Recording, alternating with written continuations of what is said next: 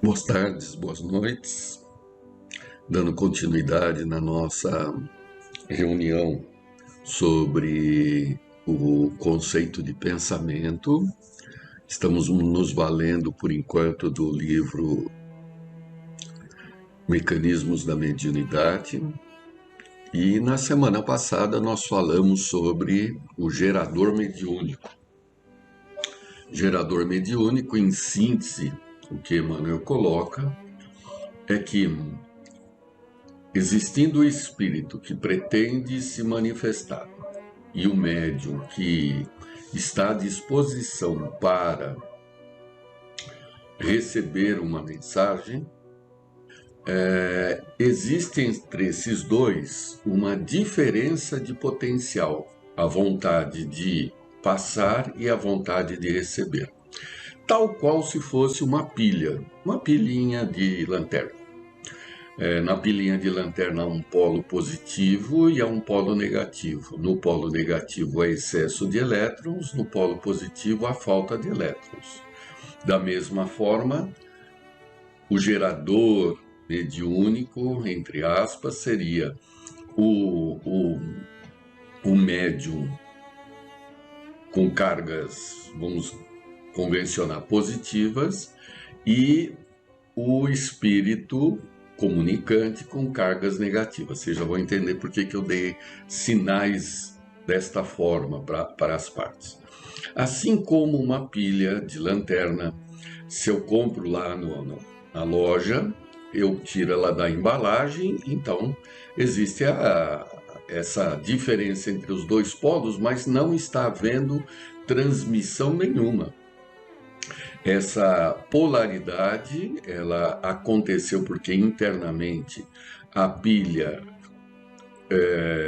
fez reações químicas e separou essas cargas elétricas. Então há uma diferença entre os polos, uma diferença de potencial. Da mesma maneira, existe o médium e o espírito comunicante. Há uma diferença de potencial. Mas não está passando nada ainda. Não está passando nada. Existem apenas pretensões, potencialidades, possibilidades. Aí, como na pilha, a gente, para perceber que ela está carregada, eu devo colocar, por exemplo, um fio ligando um polo ao outro, e no meio do fio eu ponho uma lâmpada. Quando eu ponho esse fio, eu estabeleço a comunicação entre os dois pontos. E aí acende a lâmpada.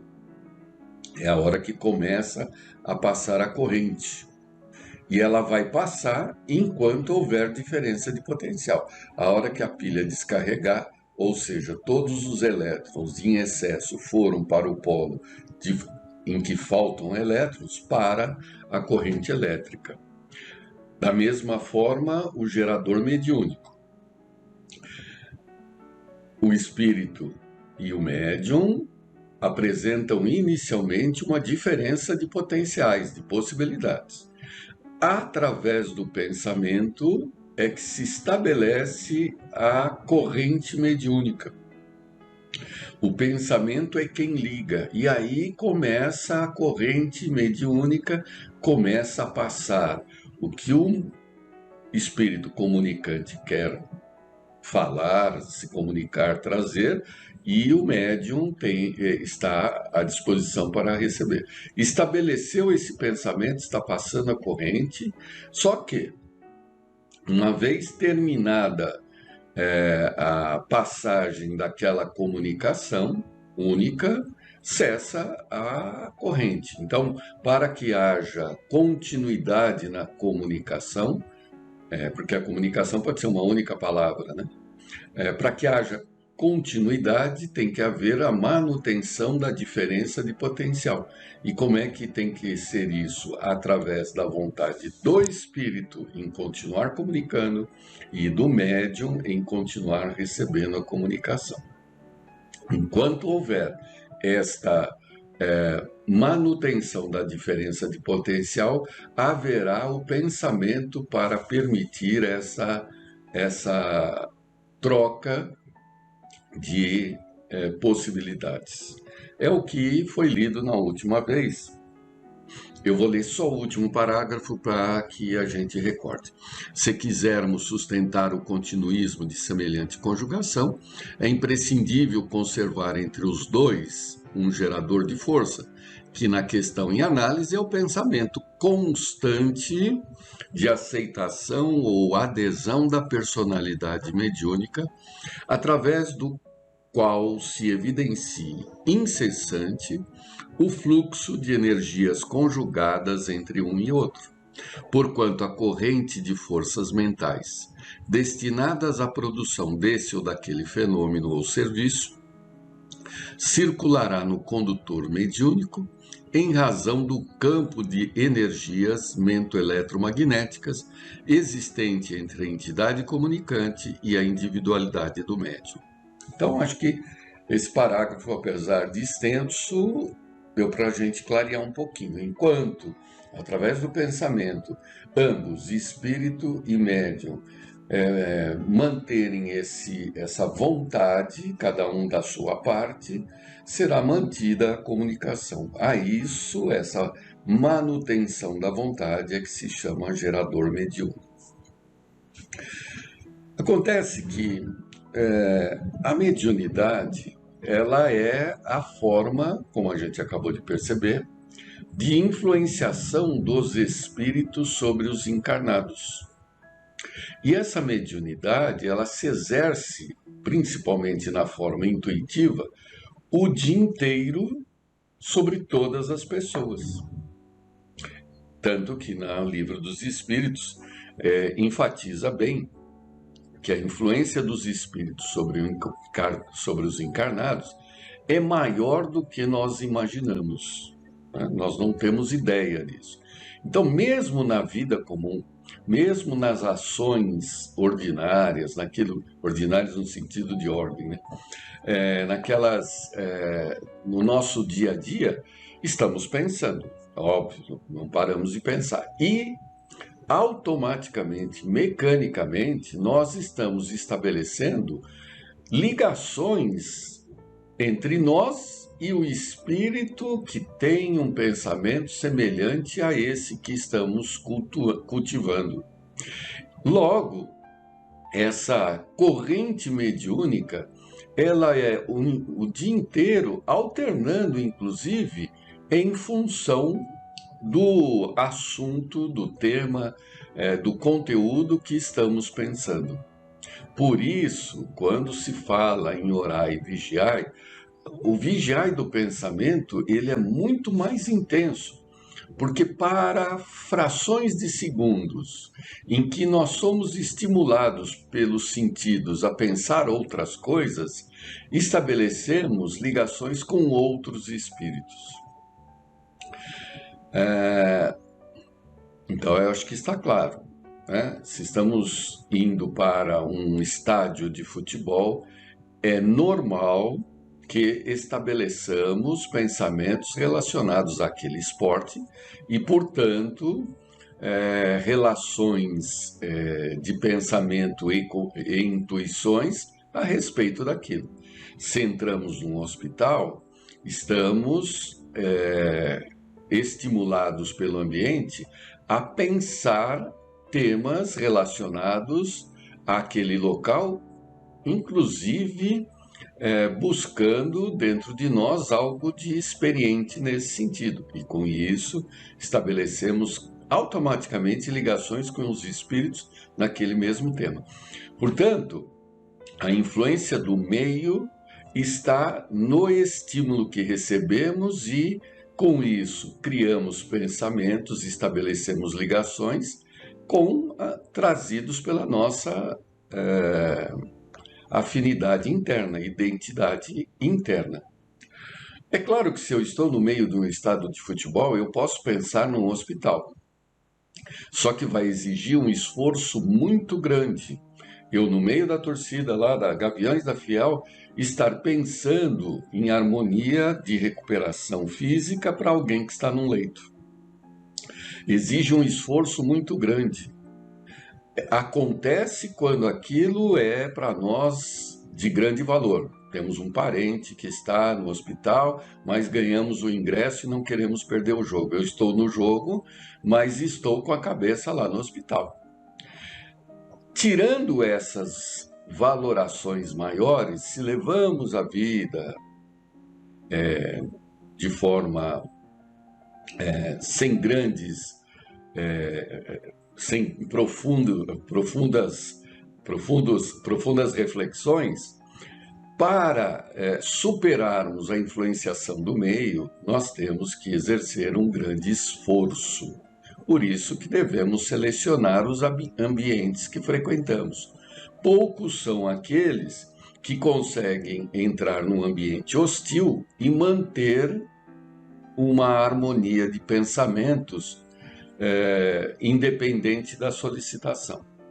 Os próprios espíritos nos livros ensinam que, mesmo, por exemplo, para André Luiz, em algumas passagens, há alguns ambientes em que não é conveniente que ele entre, porque aquilo pode estimular ligações que não há interesse.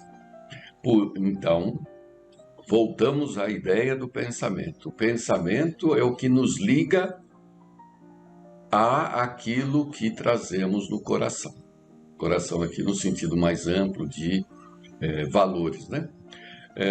Podemos impor esses valores sobre o meio, mas exige uma grande força de vontade, né? A razão se impondo sobre os desejos e até pelos próprios sentimentos. Exige um crescimento espiritual, né? Como diz Kant, na maturidade espiritual de só fazer aquilo que tem vontade, que é a nossa escola diária.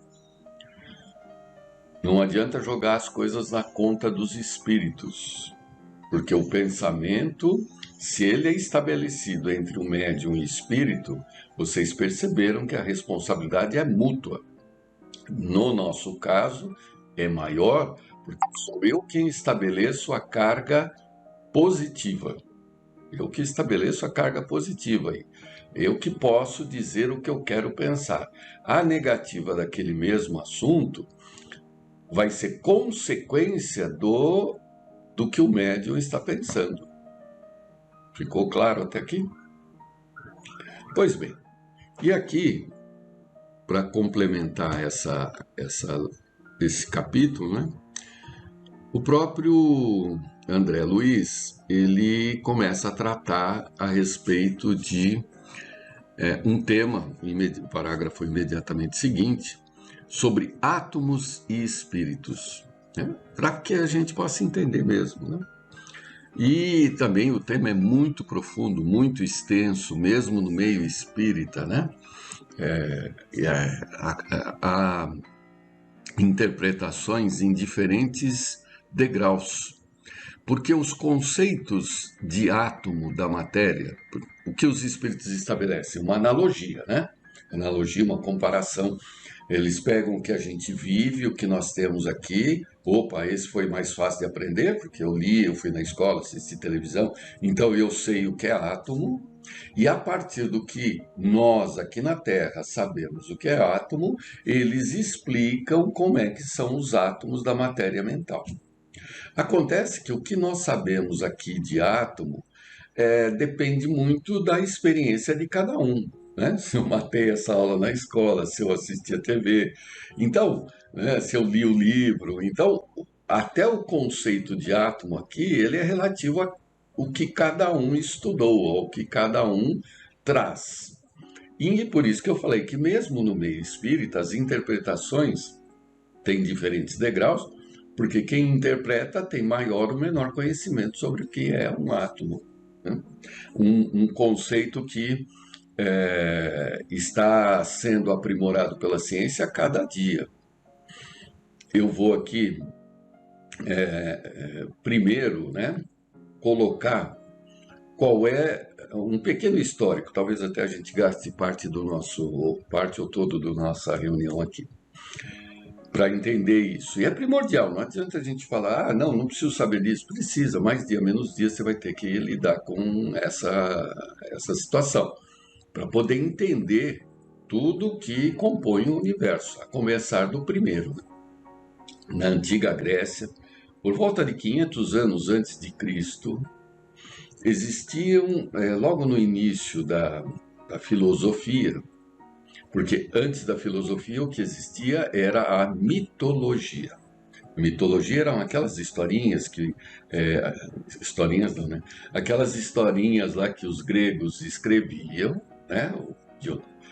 Sobre as relações entre os deuses e os homens, para justificar valores, né? Valores morais, para tirar dessas histórias, desses mitos, lições que os orientassem para decisões instantâneas. Então, o que é um valor moral? Valor moral é algo que você estabelece como uma bússola para te ajudar a decidir, a usar a razão nas circunstâncias da vida. Então, vamos pegar um exemplo bem jocoso, né? Quando você vai, por exemplo, casar, lá na frente do padre, do pastor, né, não tem do espírita, né, do juiz de paz, enfim, você fala assim: serei fiel até o final da vida, né, mutuamente. Então, o valor fidelidade significa que aquela pessoa que está ao teu lado, você só vai se relacionar afetivamente com ela até que a morte os separe. Isso é um valor moral, né? Naquele instante, obviamente que você não precisaria falar nada sobre isso, porque você, afinal de contas, você está casando, então você quer ficar com a pessoa. Só que esse compromisso é para ser lembrado daqui 10, 15, 20 anos, ou mais, né? Estou dando 20 anos, não é data não, ou mais. Em outras palavras, daqui 20 anos, quando os companheiros já perderam aquela vitalidade plástica, física, os problemas cotidianos estão chovendo. E aí, um deles fala: o que eu estou fazendo da minha vida? Eu vou interromper esse casamento. Vem à mente, ou deveria vir, aquele compromisso de se manter fiel até que a morte os separe. Então, é para decidir no futuro, é um valor moral. Mesmo quando a gente esteja titubeando, ele serve de bússola, né? Ah, mas eu não vou ficar preso a um compromisso que eu fiz há 20, há 30 anos. Aí é um problema seu. Porque antes de perceber que o compromisso é com o outro, né, dentro dele tem um compromisso mais profundo, que é de você com você mesmo. Você é capaz de cumprir a sua palavra? Esse é o maior compromisso. Não é nem com a pessoa, né? Bom, enfim, isso são valores morais para nos ajudar em decisões futuras. Então, a mitologia, através das suas histórias, nos ajudavam a estabelecer valores para que a gente, em comparação com o que já tinha acontecido e as consequências daquela história, eu optasse por uma forma de decidir ao longo da minha vida. Posterior à mitologia, surgiu a filosofia, né? O gosto pelo saber, filo, né? Amor, né? Amor pelo pensamento, pelo saber. Filosofia o conceito é amplo, né? São estabelecer normas de comportamento, né? Pensamentos, e aí se divide em ética e moral. Ética é o resultado final e moral são as regras que nós adotamos para se chegar nessa regra final, nesse resultado final. Então, esses filósofos, a escola primeira de filosofia conhecida de Pitágoras, era uma onda local na Grécia, nessas várias cidades, até distantes entre si, que traziam experiências de outras culturas, outras civilizações, como os hindus, egípcios, nas viagens que esses filósofos faziam. E dois deles, particularmente um, né, era mais intenso nisso, que era o conceito de átomo. Demócrito, esse filósofo, ele dizia o seguinte: tudo que existe, que é material, que eu percebo pelos sentidos, pela físis, né, é de natureza material, e eu vou quebrando, até que eu imagino algo que eu não consiga mais quebrar, que eu não consiga mais dividir da matéria.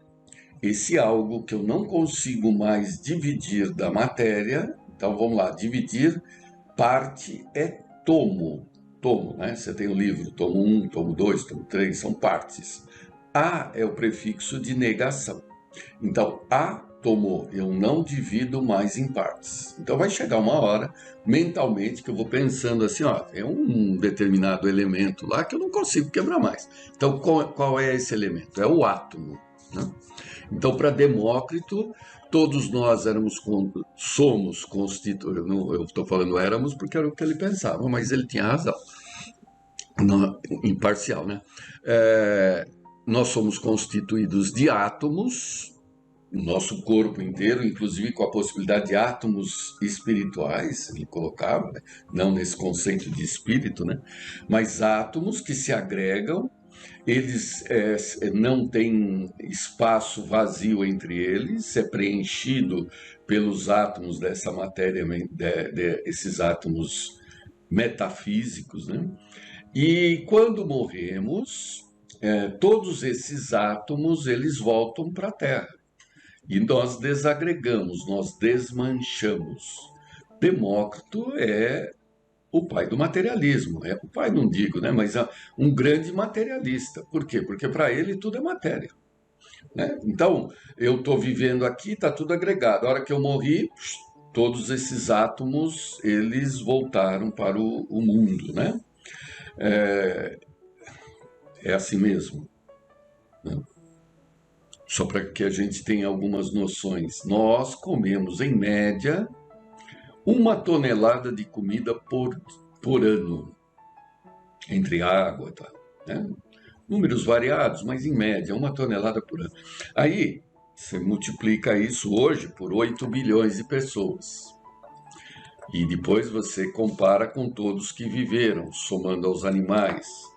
E que tudo agrega e desagrega, tudo agrega e desagrega, tudo agrega e desagrega. Então, só para que a gente reflita durante essa semana, nós estamos nos alimentando de restos de muitos, inclusive nós, que já passou por aqui, porque os átomos são os mesmos. Na Terra não entra nem sai matéria desta natureza. Entra luz, sai calor, mas não saem os átomos, são sempre os mesmos. Dentro desse conceito, né, de que a matéria é constante e tudo acontece aqui, que se estabeleceu essa grande teoria que enfrenta o espiritualismo, que é o materialismo. Tudo bem, estoura o nosso tempo, infelizmente. Na semana que vem nós começamos a partir daqui. Prazer em revê-los.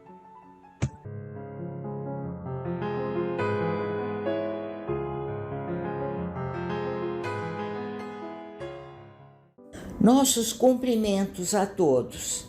E como tema, vamos trazer hoje, do Evangelho segundo o Espiritismo, do capítulo 5, o item 20. A felicidade não é deste mundo. E aí nos perguntamos, o que se entende por felicidade? Se a felicidade não é deste mundo, deveremos esperar o desencarne para usufruí-la? Não é possível desfrutá-la já? Como proceder para buscar a paz de espírito? Vemos que vários pensadores falaram através dos tempos sobre a felicidade. Por exemplo, para Sócrates, o conhece-te a ti mesmo é a chave para a conquista da felicidade. Para Platão, a noção de felicidade é relativa à situação do homem no mundo e aos deveres que aqui lhe cabem. Para Aristóteles, a felicidade é mais acessível ao sábio, que mais facilmente basta a si mesmo, mas é aquilo que, na realidade, devem entender todos os homens. No âmbito do Velho Testamento, a felicidade centra-se na aquisição dos bens mais elementares, como comer, beber, viver em família, e no temor de Yahvé, que equivale à atitude religiosa do homem. E já na dimensão do Novo Testamento, a felicidade está nas bem-aventuranças prometidas por Jesus.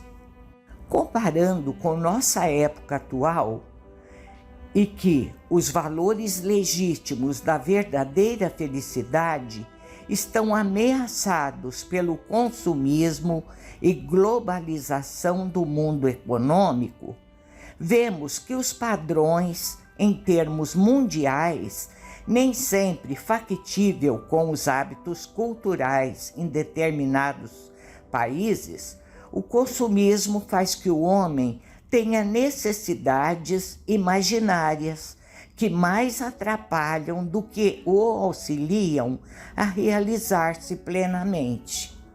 Os caminhos procurados para obter a felicidade são bem diferentes. Uns imaginam encontrá-la na posse das riquezas, porque supõem que com o dinheiro tudo se compra e que a felicidade é uma mercadoria, como tantas outras. Outros procuram encontrá-la nos prazeres sexuais, nas diversões, nos passeios. Outros na glutonaria. Há também os que anseiam por prestígio, enovelando-se nas lutas pelo poder.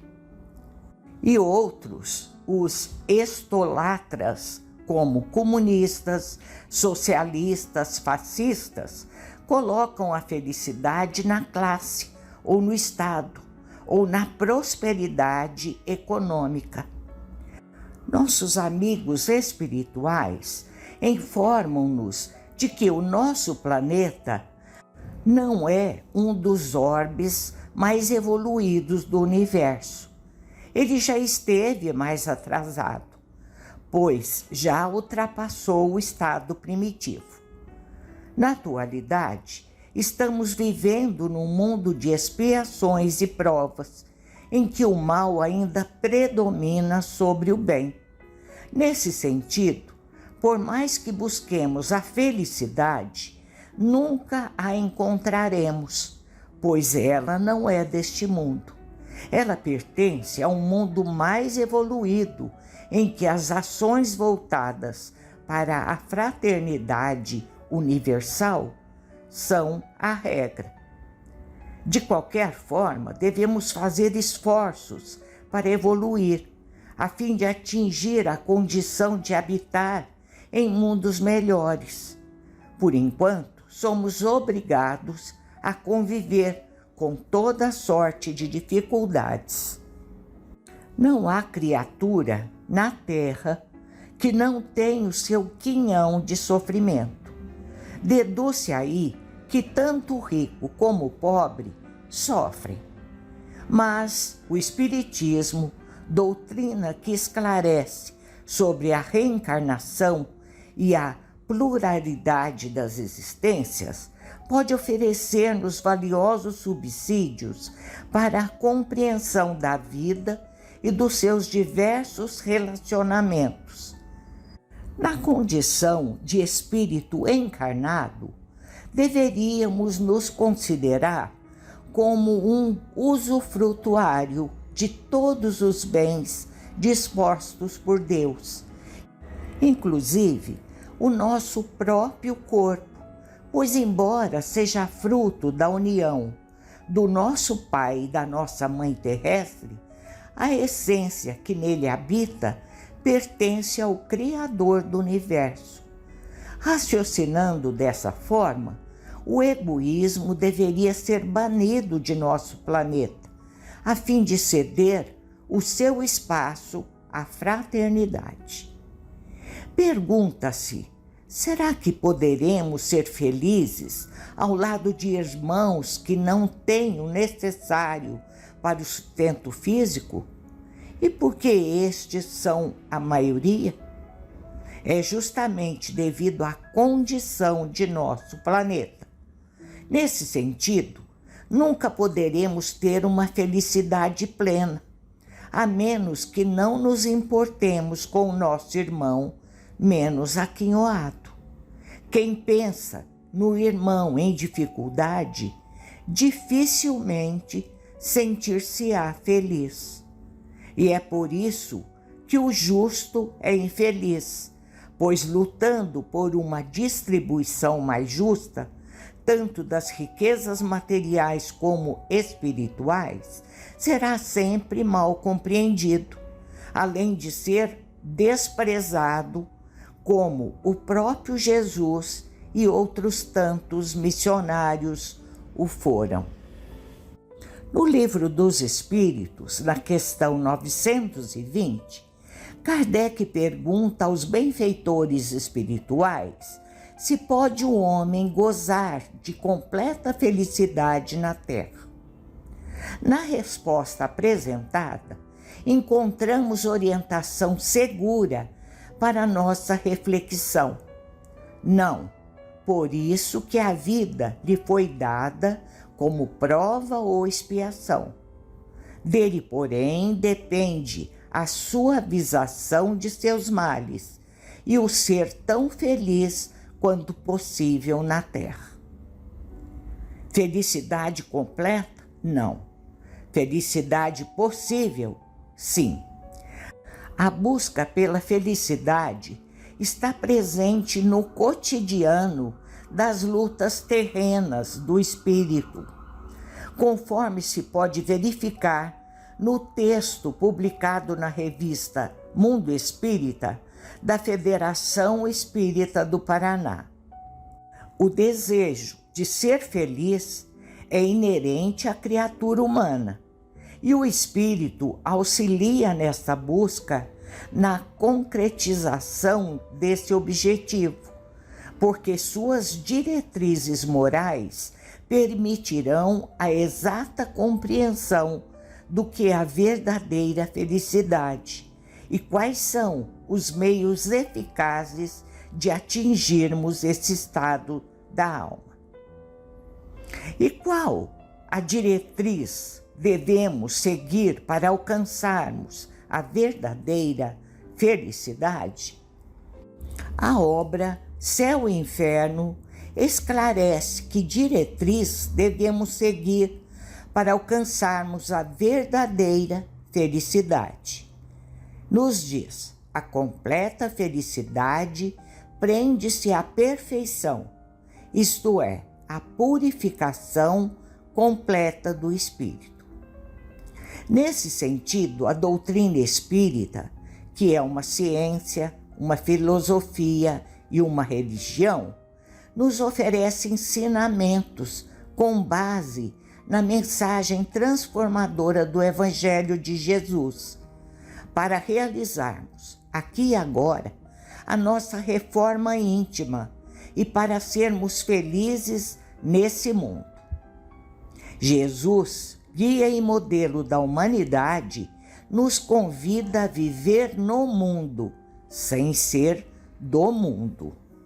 Devemos ter em mente que a Terra é uma grande escola e, como tal, passamos pelas diversas disciplinas, objetivando a nossa formação.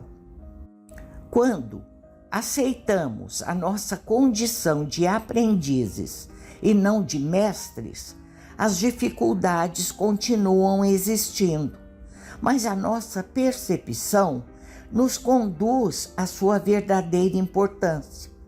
Não devemos dar valor maior ou menor que o necessário às nossas provas. Assim como na escola, que não poderemos passar a vida reclamando, e sim aproveitando as lições. Existem centenas de livros e publicações de pessoas nos trazendo as mais diversas fórmulas para nos sentirmos felizes. Isso mostra o quão difícil é nos sentirmos bem. Com certeza, não são os bens materiais que nos trazem felicidade, pois, como encontramos no livro Uma Razão para Viver, de Richard Simonetti, que nos diz: a felicidade não é uma estação na viagem da existência, é uma maneira de viajar. A doutrina espírita nos esclarece de forma muito racional e objetiva as razões e os porquês daquilo que nos acontece e sentimos. Se formos sintetizar, a maneira de encontrarmos a felicidade dentro de nós mesmos, basta olharmos para o nosso interior e não para fora, como costumamos fazer. Lá encontraremos a semente da verdadeira felicidade, o amor verdadeiro, o amor que transcende a matéria e nos coloca em comunhão com o divino. Todos nós temos a felicidade verdadeira dentro de nós. Basta cultivá-la e ela crescerá, atrofiando os sentimentos que nos deixam infelizes. Se dermos prioridade ao perdão, à compreensão, à caridade, ao invés do orgulho, da vaidade, da ambição, dos melindres, não haverá espaço dentro de nós para a tristeza. Toda imperfeição é, por sua vez, causa de sofrimento e de privação de gozo, do mesmo modo que toda perfeição adquirida é fonte de gozo e atuante de sofrimentos. Isso significa que a nossa rota para a felicidade plena passa pela nossa evolução moral, pela prática da caridade e do amor verdadeiro ao nosso semelhante.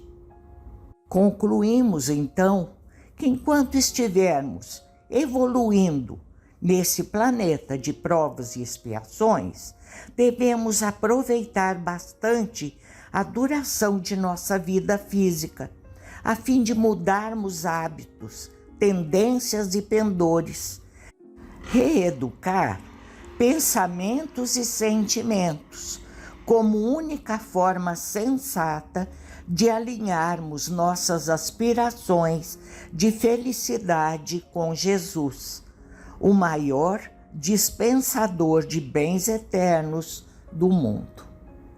E assim concluímos, desejando a todos uma excelente semana, com muita paz em todos os lares. Muito obrigada.